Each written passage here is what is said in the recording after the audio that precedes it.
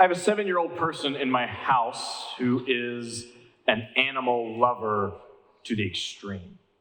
And we have read a book called Creatureopedia 700 times. And that book is filled with hundreds and hundreds and hundreds of cartoons of animals, and it lists their characteristics. This animal has a hive intelligence when it's around other animals. This animal is growing extinct, or its population's growing. Here's its habitat. But one of the characteristics it lists near a few is this animal is self-aware. This animal can recognize itself in a mirror. The mirror test applied to animals, as my son and I have found in researching, is one that's been going on for decades. The idea of finding if there are other creatures who, when they see a reflection of themselves, know that it's them staring back. Something that when it looks in a mirror says, that's me. Not them, me. Many of the great apes have it. Dolphins, bottlenose dolphins have it. And some birds. If you put a little mark on their forehead, they'll leave and try to wash it off. Some animals like what they see in the mirror. Some don't. Kind of like being a person. My kids were growing up. I remember a person in the church who does childhood development telling me that there would be a period in the child's life around 18 months as a toddler when they would start to recognize themselves in the mirror. There's a period of human development. That this ball of neurons and tears would suddenly look at itself and say, I'm a me. That would be a critical stage in their development, because when there's a me, there's a you, and I can start to care about you because we exist, me and you. It's interesting to me what a moral value we assign to that. There's animal rights groups who have said that the animals who can pass the mirror test need more compassion and giving from human beings than those who don't. There's a self looking out of those eyes. We look at a human being and say, that's a stage of development, because you can say, that's me. What is it looking out of those pair of eyes? Who is it that when you look in the mirror in the morning is looking back, the same you that looked in the mirror at 7 years old and at 87? I've been shocked how often lately in the church members have come to sit down and talk with me in my office, and Beth said the same thing recently about what survives of us after life.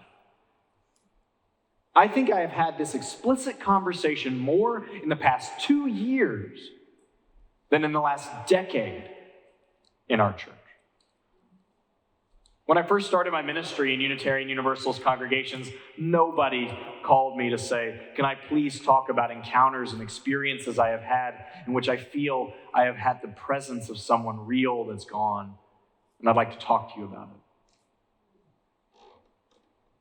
It's hard to explain why so much in the last 2 years, but in those conversations with members, there's a sense that people don't talk about it out loud, but more people than like to admit in intellectual, progressive kind of circles believe that something strong that is looking back at us in the mirror may carry on far after the body that's looking back is gone.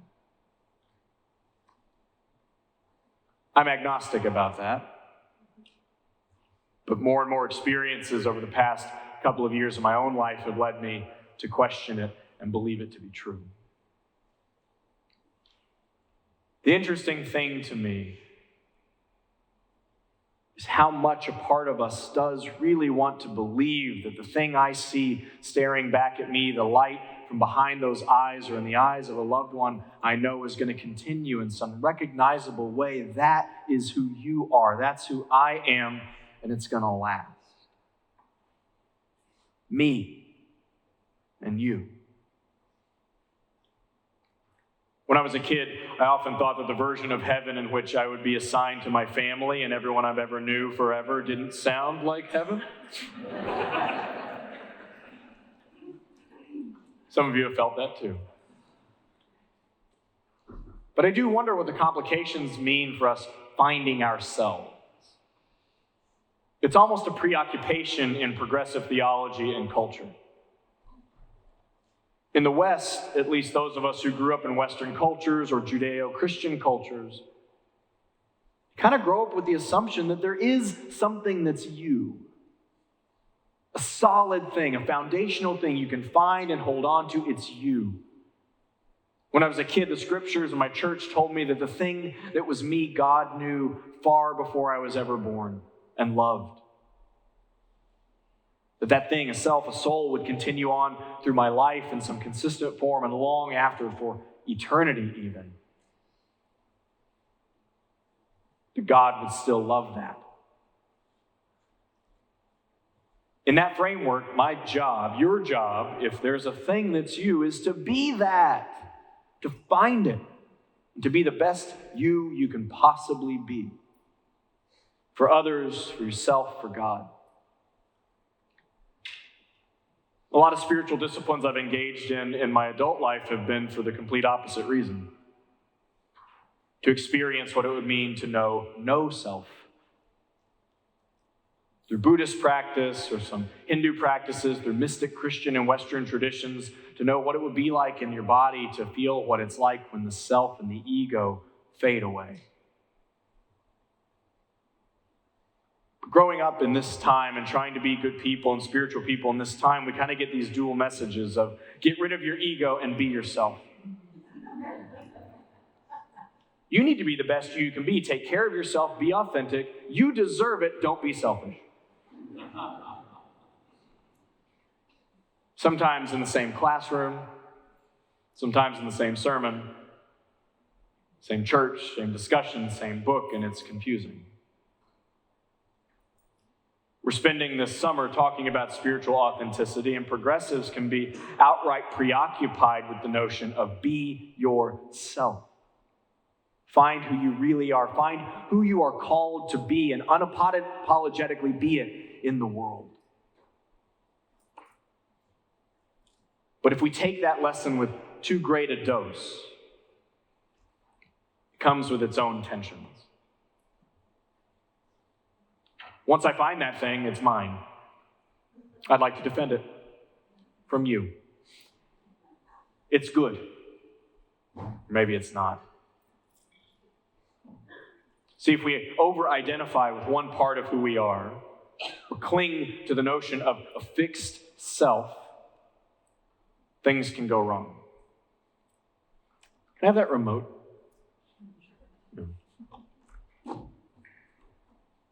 So, did any of you try that secret Russian app, Face app, this past week? I did, and deleted it after I found out they were taking all my pictures. But I found it curious to see what it would look like, what I might look like in 40 years. That's little me. Looks just like my youngest kid. And this is what the app thinks I'll look like later. I'm okay with that. He's doing good. But it's really hard for me to imagine, and particularly those of you in midlife or later, that there's something that continues between that and that. This person has a lot to learn. This person has a great deal of innocence. This person has not been hurt in some important ways. I hope that this person has forgiven a lot. More than this one has. I hope that this person has learned to love the self that is staring back in the mirror a lot more than this one does. But if aging has taught me anything, it has taught me that you and I are not one thing in a single human life. Every cell in your body that you had when you were 5 is gone and has been replaced by others. You know a lot more than you used to, and that's a good thing. Maybe you've lost some of your innocence. That's okay too. Yesterday in this sanctuary, we held the memorial service for Elaine Mickey, Bruce's mom. That's why we have the tree.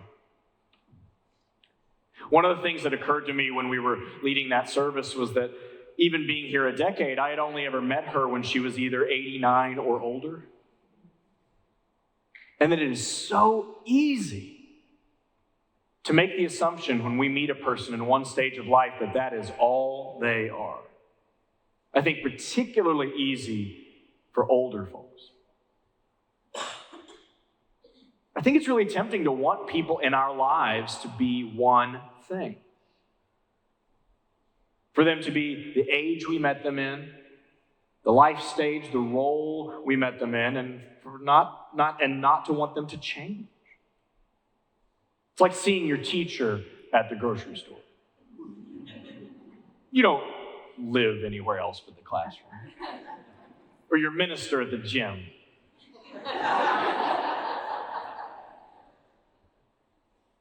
But you know what I mean, right? You make friends with somebody because of who they are, and 30 years later, hopefully they're not the same.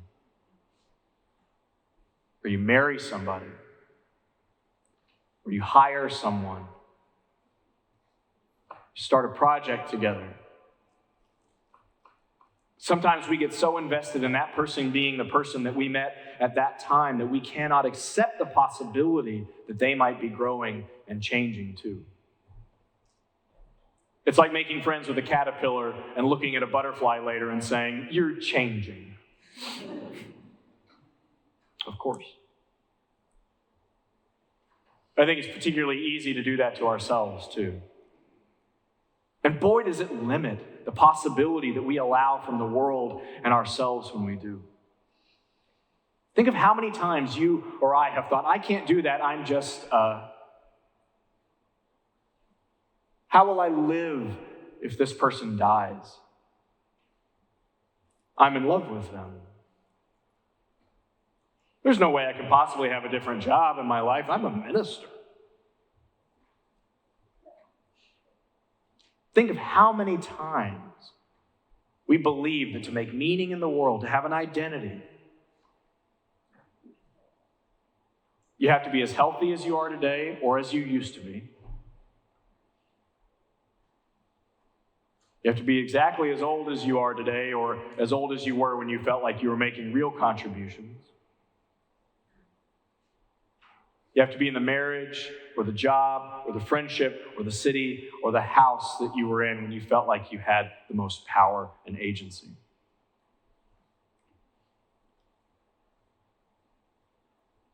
But if you cling to the idea of oneself, if you cling to the idea that you are only one thing, your job or your marriage or the city you live in or your health or your illness, when things change, and they will change, it can feel like the foundation is falling out from under our feet. How am I going to live? What will I do? And how interesting, given that we live in a universe that demands evolution. That so many of us grew up with stories of a God who wanted people to become new.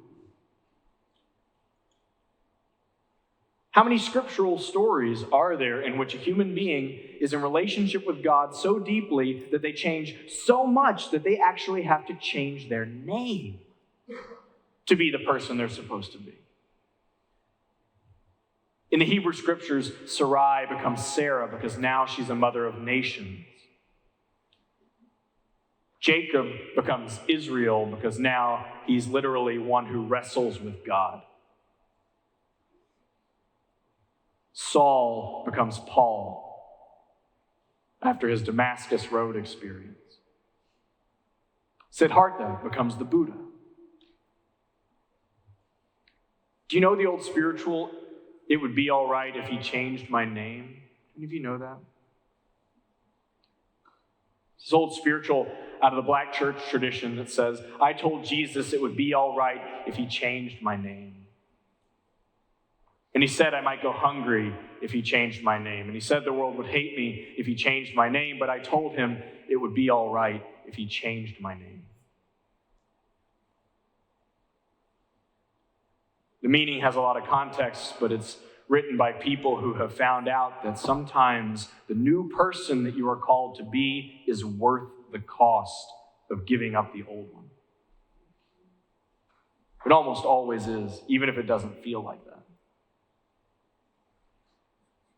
Here we are in a universe in which you've been 1,000 things already. The atoms that make up your body aren't new. You've been trees. You'll be trees again. You've been a lot of things. How funny it is that sometimes we are willing to admit that stars die and glaciers melt, but by God, I'm a Democrat.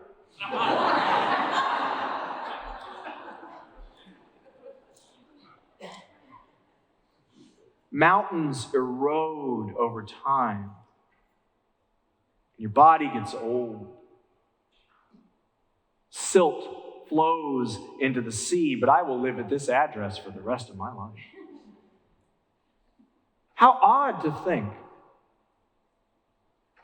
that with a God who could change our name 1,000 times in the course of one life, in a universe that demands evolution and dynamism, that we would be the only exception to that rule.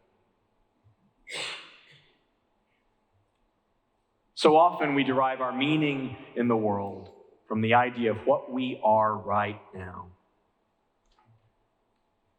instead of going back to the well of deriving our meaning from the notion that you may be 1,000 things in this life.